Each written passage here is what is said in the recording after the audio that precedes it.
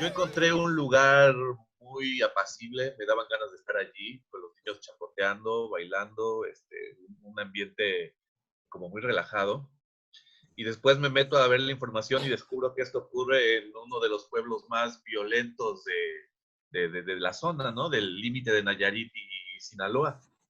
Y entonces a mí lo que me sorprende, o donde empieza la intriga, es como que en tu elección justamente de no poner a la violencia de frente, obviamente está nombrada, ¿no? Hay un tiroteo, de repente se habla, están los niños viendo el charco de sangre, para una de las niñas es muy común ver que te cuenta cómo es cuando se muere alguien, que vas y comes tacos y tal, pero no pones la violencia en el centro, más bien está como que presentida y está alrededor.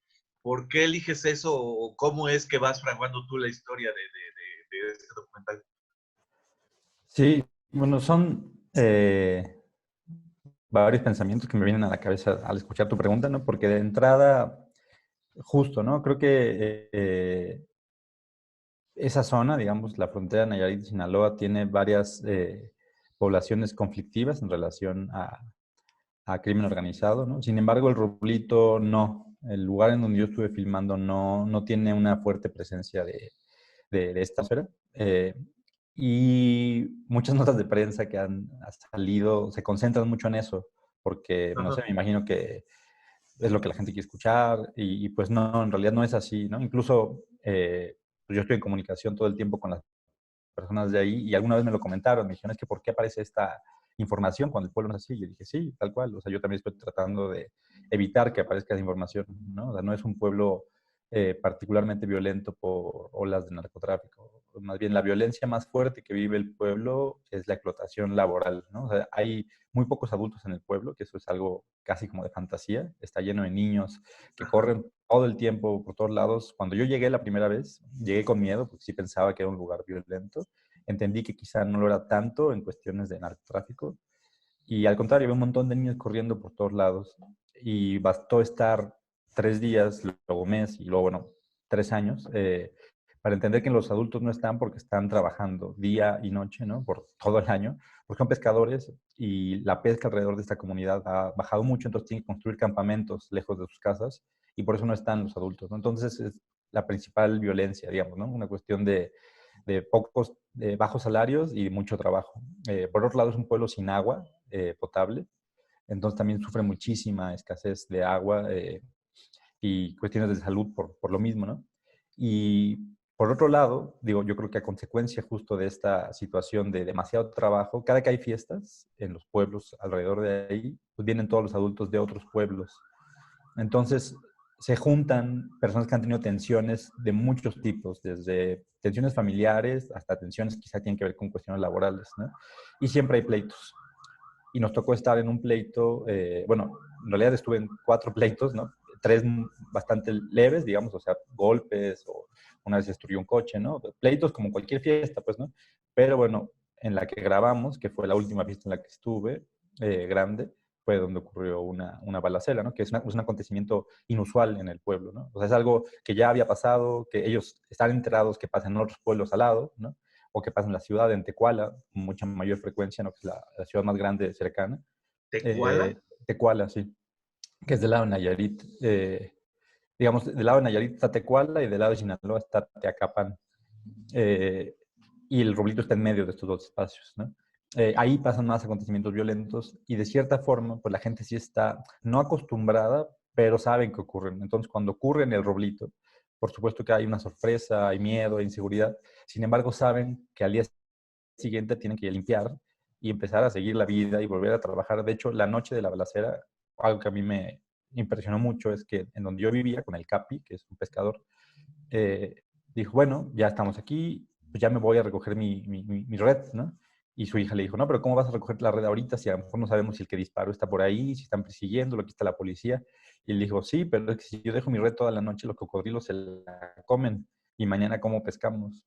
Entonces, es real, digamos, que al día siguiente de este acontecimiento, la gente tiene que seguir con la vida. Los niños se ponen a jugar, los señores a trabajar, se vuelven a ir del pueblo e incluso se empieza a organizar la siguiente fiesta, pues porque de alguna manera tienen que seguir adelante, ¿no? Entonces, eso es como lo primero que me aparece en la cabeza, ¿no? Y la otra cuestión tiene que ver con que fuimos entendiendo, digamos, conforme hacíamos la película, ¿no? Y digo, hacíamos, ¿no? Porque aunque yo la dirigí, fotografié, Cita, la sonidista, Andrea, la montajista, ¿no? Y Abril, la productora, trabajamos muy de cerca siempre tratando de entender qué película estábamos haciendo. Y nos dimos cuenta que era una película desde el punto de vista de los niños, ¿no? Y en ese sentido yo siempre tenía la intuición de querer hacer una película que mostrara cómo se transforma o cómo madura o cómo da un paso uno de esos niños para ser adulto y cómo eso le impacta en su vida, ¿no? Y fue así que apareció Ñoño, el más grande de todos estos niños, ¿no? Que vive un proceso de maduración, de confrontación, de aceptación, de mucha fuerza, eh, para transformarse en adulto. Pero ¿qué es lo que pasa? Que cuando se vuelven adultos, empiezan en la dinámica de empezar a trabajar, en irse del pueblo. Entonces, tratamos de alguna manera en la película de mostrar el contexto de los adultos, que tiene que ver con la noche, que tiene que ver con su ausencia, que tiene que ver con el trabajo, que tiene que ver con la violencia, de una forma que reflejara cierta tensión entre el juego y la infancia de los niños y lo que una vez que crezcan será parte también no solo de su contexto, sino de su día a día. Bien, justo sobre... Es Arturo y Ñoño, ¿verdad? Es Arturo, el Ñoño y ñoñismo, bueno, Dayanara también. Dayanara. Arturo, es por mucho tu protagonista, ¿no? No sé si sea a propósito, pero como que solo va surgiendo la figura y él va permeando muchas de las escenas más importantes de la peli. Algo que me llama la atención es la relación que creas con él, que me parece equivalente a la que creaste con Margarita en tu película anterior, ¿no? O sea, por dos razones. Una formal, el documentalista personaje, ¿no? Que aquí es menos, pero que también está haciendo interlocución. Pero también por otra cuestión que ya tiene que ver quizá ya con tu estética, tu filosofía, con cómo encaras un documental, que es el que tú eres cercano a aquello, a lo que estás presentando, ¿no? Entonces, ¿qué me puedes platicar de esa relación en específico con Arturo? Sí, o sea, la película se fue escribiendo, construyendo conforme fuimos filmando. En un principio no tenía claro qué íbamos a hacer. Solo había una intuición de querer estar en esta isla en donde un niño me contó que Santa Claus volaba cada Navidad aventando dulces, ¿no? Y esa imagen me fascinó, quise estar ahí esta Navidad. Y empezamos a trabajar de manera muy intuitiva, jugando con los niños, relacionándonos con ellos. Pocas cosas claras que tenía al empezar es el título, cosas que no hacemos. Y era cosas que no hacemos porque tenía muchas ganas de reflexionar sobre este proceso de maduración o de crecimiento en un niño ligado a la represión, ligado a las cosas que uno no está queriendo hacer por miedo o por alguna razón de presión social, no lo sé. Estando allá, yo pensé en varios momentos, ¿no? Junto con Andrea y Cita, sobre todo, que la película giraba en torno a la violencia y la explotación laboral, a la escasez de agua, incluso a la violencia del narcotráfico, ¿no? Sin embargo, fue muy curioso o casi mágico, por decir, que nos encontramos con Arturo, ¿no? Con este niño que era mayor que todos los otros, que llamaba la atención por eso, que era muy silencioso, misterioso, y que cuando empezamos a platicar con él, pues normalmente platicamos con su hermano, que es mucho más chiquito. Y Cita en una ocasión justo, una de las sonidistas, me dijo que le llamaba mucha atención a Arturo, le dije a mí también, entonces decidimos entrevistarlo y platicando con él, pues entendimos que había una empatía gigante, que tenía que ver sobre todo con un rechazo a las masculinidades adultas del pueblo, ¿no? Y surgió una conversación en donde yo le conté que yo tenía un novio, que no sabían mis papás que yo tenía novio, ¿no? Él me contó que él también guardaba un secreto frente a sus papás, y es que se viste de mujer. Y a partir de ese momento hubo un clic que de alguna manera alimentó muchísimo el proceso de hacer la película. O sea, siempre hubo muchas inquietudes que tenían que ver con el contexto, con retratar la realidad de México, con poder complejizar y hacer una película crítica en relación a lo que está ocurriendo en el norte del país, en este tipo de poblados. Sin embargo, cuando ocurre el encuentro con Arturo, hay algo que de alguna manera a mí como director me conecta de manera profunda y empezamos una amistad, una serie de conversaciones y charlas, incluso compartir sueños y empezar a filmar, ¿no? Yo me acuerdo, le pregunté en una ocasión, si filmáramos un sueño tuyo, ¿qué te gustaría que filmáramos? Y me dijo, a mí vestido de mujer, ¿no? Porque no lo he hecho. Entonces la secuencia que ocurre en la película fue filmada como si fuera un sueño en realidad, ¿no? fuimos a un lugar que a él le gustaba mucho. Entonces empezamos a compartir de alguna manera anhelos, deseos, hasta que una ocasión la mamá me preguntó y me dijo en una entrevista, ¿no? Que yo le estaba haciendo a la mamá de Arturo, ella me dijo, ¿por qué tú no le has contado a tus papás este secreto? Es muy fuerte que le guardes el secreto a tu mamá. A ella le va a doler mucho más saber que guardaste un secreto que lo que tú decidas hacer en tu vida. Y Arturo escuchó esa entrevista y el día siguiente me dijo, escuché, quiero hablar con mi mamá, quiero hacerlo pronto. Yo estaba ahí, digamos, ocurrió que filmamos esa conversación. Y en ese sentido, a mí me parece importante, ¿no? Esto es algo que es una frase que le robo a Marta Andreu, que es una maestra impresionante, y es que en el documental tú tocas a las personas, ¿no? Obviamente transformas incluso las dinámicas, aceleras procesos, pero esto no ocurre si tú no te dejas tocar de la misma manera, ¿no? Entonces, cuando uno está presente trabajando con las otras personas, pues no solo trato de filmar y ver a los otros, sino de estar ahí. Y por eso si preguntan algo a la cámara, pues respondo simplemente. O no ocultamos que estamos haciendo una película porque el resultado de esta filmación, digamos, el resultado de estas conversaciones, de estos encuentros, con una cámara en medio, hacen la película.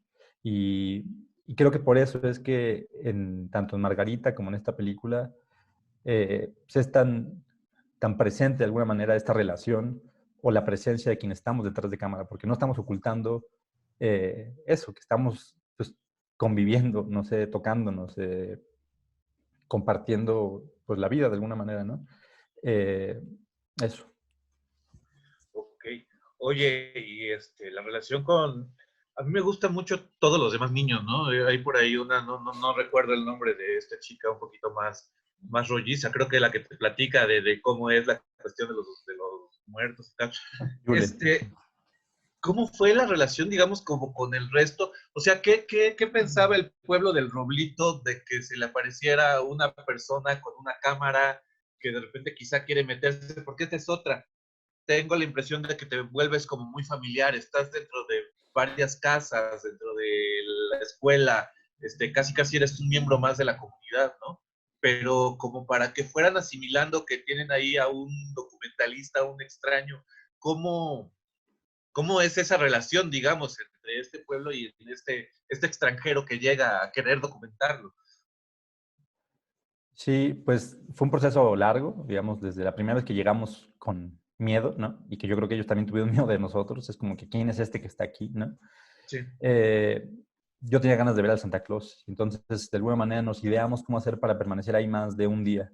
Y lo que se nos ocurrió en ese entonces, a Andrea y a mí, fue dar clases de video en la primaria, ¿no?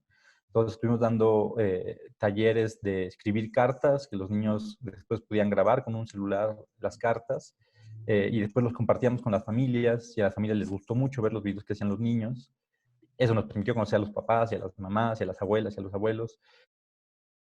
Después mostramos, a partir de esa dinámica surgió la idea de mostrar películas. Entonces llevé un proyector en medio de la cancha, en una de las paredes.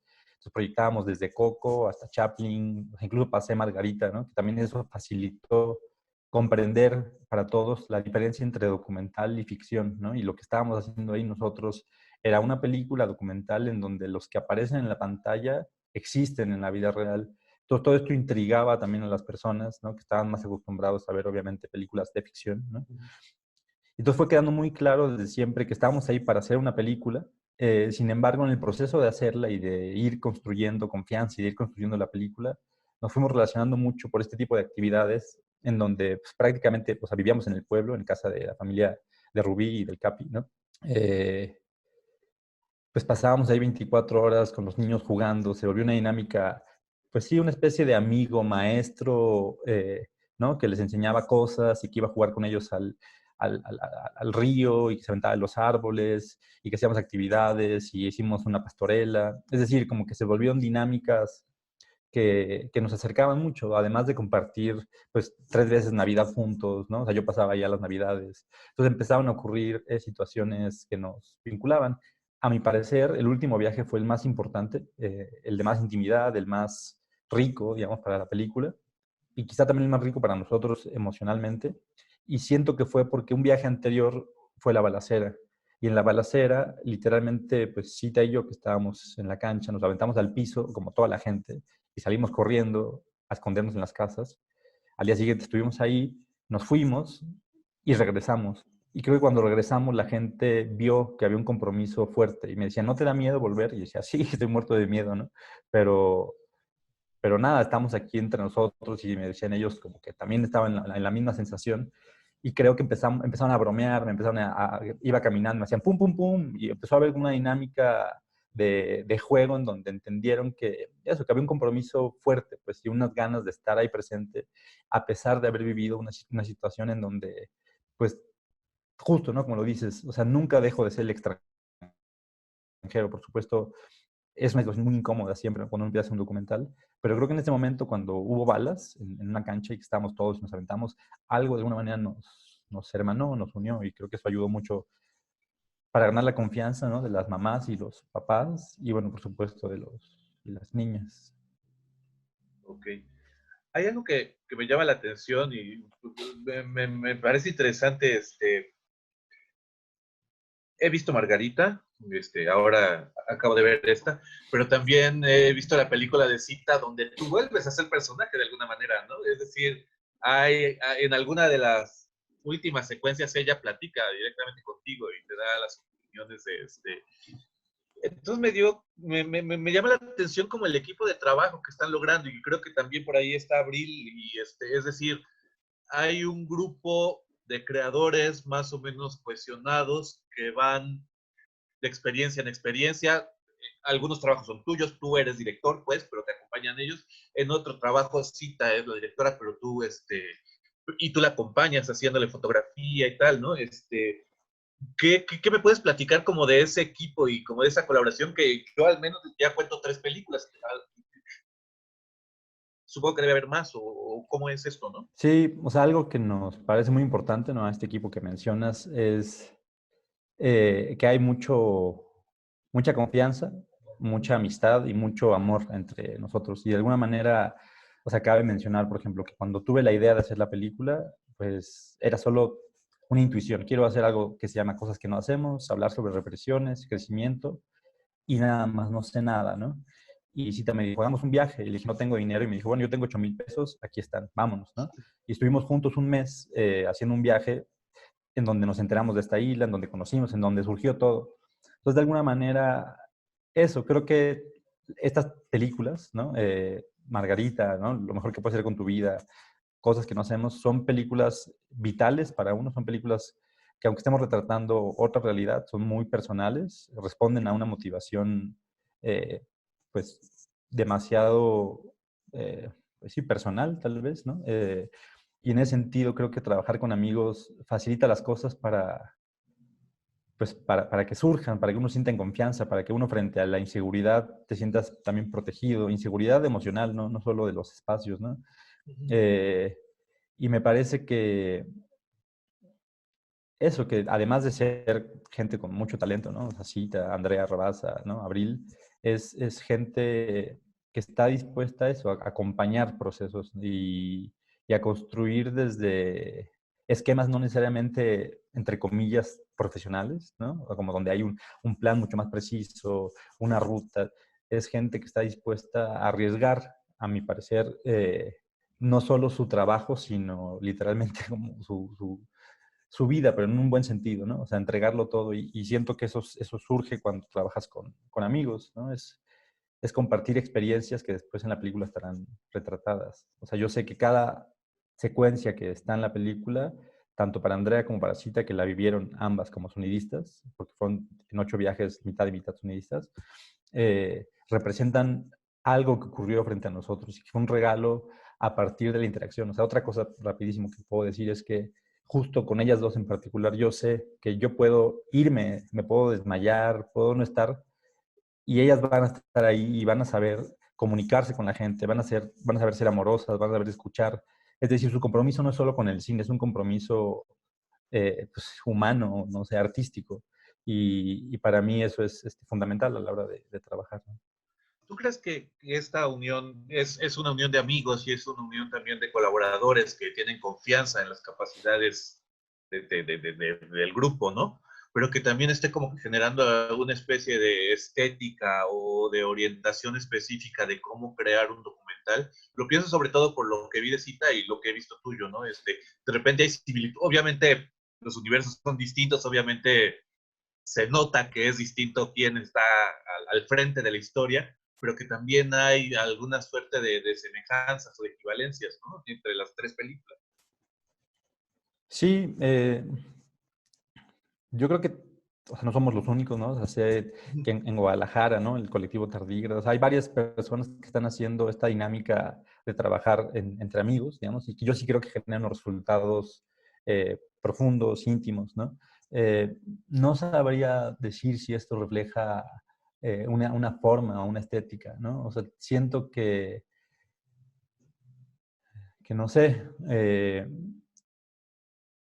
o sea, para mí, digamos, lo más importante, pero como fotógrafo y como director, ¿no? En una película, cuando estoy trabajando documental, es que las imágenes que logremos tengan la sensación de que es algo irrepetible, de que lo que estamos viendo fue casi un accidente, de que no hubo una preparación, de que simplemente ocurrieron, aparecieron las cosas. Eso me resulta muy emocionante y trato de buscar eso. Y para lograr eso, trato de olvidarme de alguna manera que soy cinefotógrafo. Trato más bien de estar ahí con las personas, de interactuar y de que la cámara, entre comillas, registre casi automáticamente lo que está ocurriendo. Por supuesto que hay un oficio técnico, ¿no? De una escuela, Mercedes Porter, ¿no? Una maestra gigante de fotografía, pero me gusta pensar que eso reacciona, digamos, a la realidad. Y en ese sentido, sé que a Cita le importa lo mismo, sé que a Andrea le importa lo mismo, incluso con Sandra Luz López, que hicimos Artemio, también trabajamos de esa manera, ¿no? Tratando de estar con las personas, con la cámara siempre en la mano, y en cuanto las cosas empiezan a ocurrir,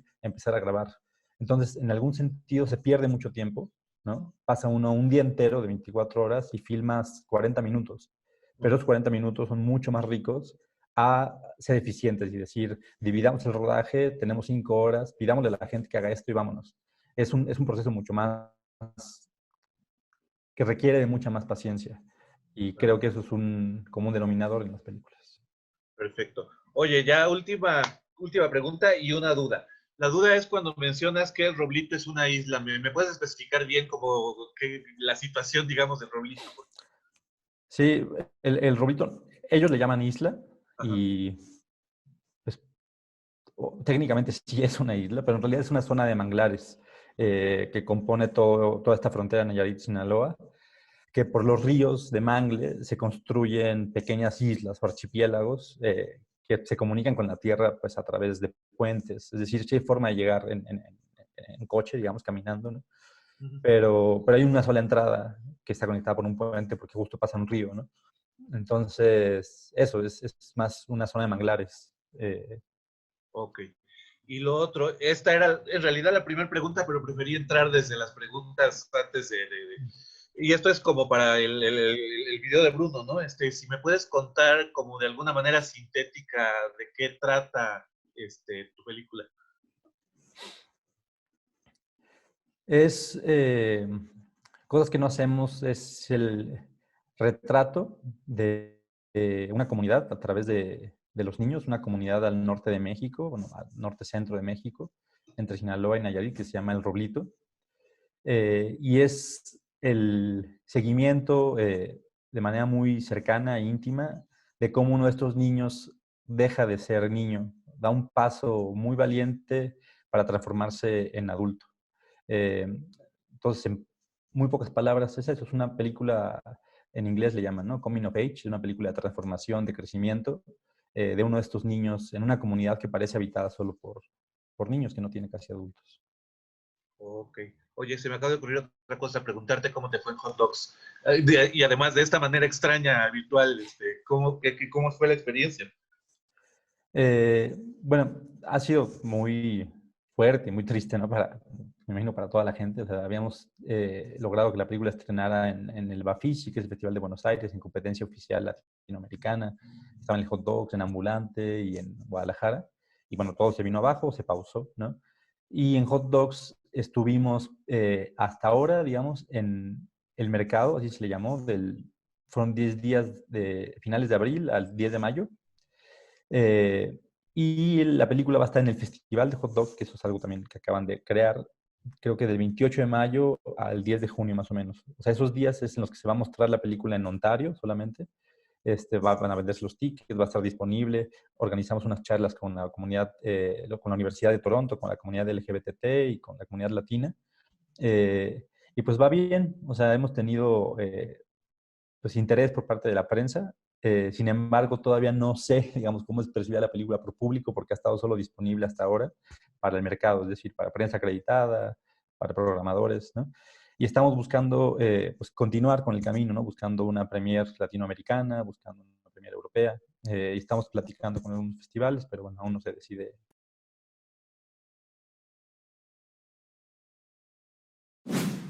Gobierno de México.